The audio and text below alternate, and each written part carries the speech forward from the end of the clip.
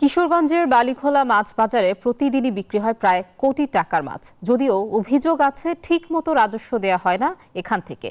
প্রশাসন বলছে রাজস্ব আদায়ে সার্বিক ব্যবস্থা নেওয়া হচ্ছে।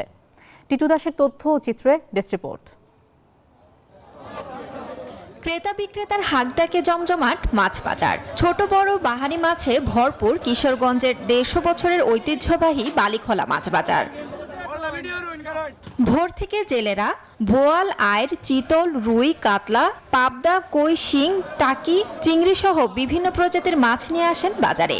সকাল 6টা থেকে 10টা পর্যন্ত চলে বেচা বিক্রি। জেলার চাহিদা মিটিয়ে এখানকার মাছ যায় ঢাকা, চট্টগ্রাম সহ বিভিন্ন জায়গায়।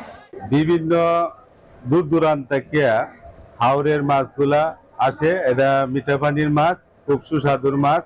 কিশোরগঞ্জ থেকে অফিসাররা কিংবা ঢাকার থেকে অনেক লোক শুনে নাম দাম অনেক খরচ না। নেত্রকোনা ও সুনামগঞ্জ হাওরের একটি অংশের মাছও কিশোরগঞ্জের বালিখোলা মাছ বাজারে যায়। প্রতিদিন কোটি টাকার মাছ বেচা কেনা হলেও এই বাজার থেকে হচ্ছে না কোনো রাজস্ব আদায়, এমন অভিযোগ উঠেছে।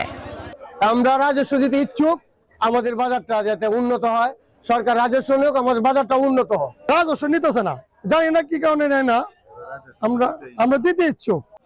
রাজস্ব আদায়ে ব্যবস্থা নেওয়া হচ্ছে বলে জানিয়েছে উপজেলা প্রশাসন।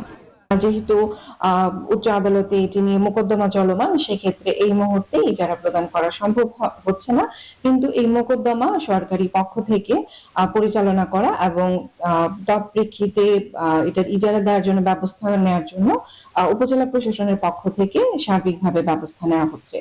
ঐতিহ্যবাহী এই মাছ বাজারটি টিকিয়ে রাখতে সরকারের সহযোগিতা চান ব্যবসায়ীরা। Desk report, news 24।